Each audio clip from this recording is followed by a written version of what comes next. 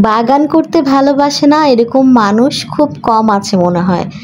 আমার তো বাগান করতে অনেক ভালো লাগে।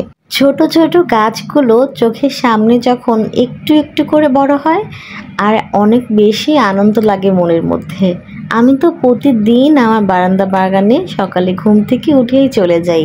সকালে একটা ফুরফুরে সুন্দর মন নিয়ে যদি সারাদিন কাটাতে চান তাহলে বারান্দা বাগানের কোনো বিকল্প নেই। আসসালামু আলাইকুম, হ্যালো এভরিওয়ান, সবাই কেমন আছেন? আমি আলহামদুলিল্লাহ অনেক ভালো আছি। আজকে আমার বারান্দা বাগানে কি কি গাছ আছে আর কোন কোন গাছকে আমি কিভাবে পরিচর্যা করি এবং তারা ফিডব্যাক হিসাবে আমাকে কি কি দেয়, আমার বারান্দা বাগান থেকে আমি কোন কোন সবজি এখন পর্যন্ত খেতে পেরেছি, সবকিছুই আপনাদের সাথে শেয়ার করব। প্রথমেই দেখতে পাচ্ছেন আমি মরিচ গাছ থেকে মরিচ পেড়ে নিয়েছি। এই গাছটা বেশি দিন হয়নি, আমি নার্সারি থেকে এনেছি। আমার তো মরিচ গাছ অনেক ভালো লাগে। এই ধরেন হঠাৎ আপনি রান্নাঘরে গিয়েছেন আর আপনার কাছে মরিচ নেই, দেখতে পেলেন, ওই সময় কি ছুটে বাজারে যাবেন? যদি একটা মরিচ গাছ থাকে, টপ করে কিন্তু সেই মরিচ গাছ থেকে দুইটা মরিচ পেড়ে আপনি আপনার রান্নার কাজটা চালিয়ে নিতে পারেন। এরকম আরও ছোট্ট ছোট্ট অনেক মজা, অনেক খুশি এই গাছগুলোতে আমি পাই।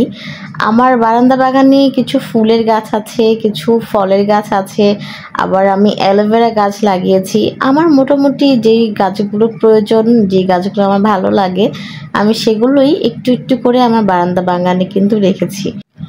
এই ধরেন আমার এই সুন্দর বেলি গাছটায় মাশাআল্লাহ কতগুলো বেলি ফুলের কলি এসেছে। এত সুন্দর লাগছে গাছটাকে, মাশাআল্লাহ। আপনারা সবাই মাশাআল্লাহ বলবেন। আর এই যে এত সুন্দর সুবাস এখন থেকেই পাওয়া যাচ্ছে, একদম মন ভালো হয়ে যায়। আমি কিভাবে এই বেলি গাছে এতগুলো ফুল আনতে সক্ষম হলাম সেটাও কিন্তু আপনাদের সাথে শেয়ার করব আজকে। আমাদের মেয়েদের বারান্দা বাগান কিংবা ছাদ বাগান, যে কোনো বাগানের ক্ষেত্রেই প্রথম পছন্দই কিন্তু ফুল। আর এই ফুল দেখে আমার মনটা আজকে অনেক বেশি ভালো হয়ে গেল। এই দেখেন কতগুলো ফুল ফুটে গেছে আমার বারান্দা বাগানের বেলি গাছে। আমি কিন্তু এই গাছে এতগুলো ফুল আনার জন্য বেশ কিছু পরিচর্যা করেছি। তার মধ্যে আমি শীতের শেষের দিকেই কিন্তু এই বেলি গাছটাকে ছাঁটাই করে দিয়েছিলাম। আর ছাঁটাই করে দেওয়ার কারণে এই বেলি গাছে নতুন নতুন ডালপালা এসেছে, আর সেই নতুন ডালপালার থেকে কিন্তু এত সুন্দর কলি এসেছে। আমি সাধারণত ঘরোয়া উপায়ে এই গাছগুলোকে পরিচর্যা করে থাকি। আমরা কিন্তু প্রতিদিনই ভাত খেয়ে থাকি। ভাত রান্না করার জন্য যে চাল আমরা ধুয়ে থাকি, সেই চাল ধোয়া পানি এবং ডাল ধোয়া পানি আমি একসাথে মিক্সড করে আর সাথে সামান্য পরিমাণ পানি মিক্সড করে আমি কিন্তু আমার গাছগুলোতে সপ্তাহে 1 থেকে 2 বার স্প্রে করি। এতে আমার গাছগুলো অনেক সুন্দর সতেজ থাকে।